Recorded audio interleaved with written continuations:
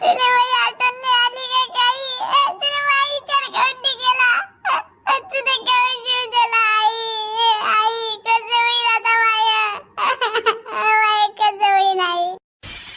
काय फायदा आहे फुसफुस करून? आता काले लढून राहिली?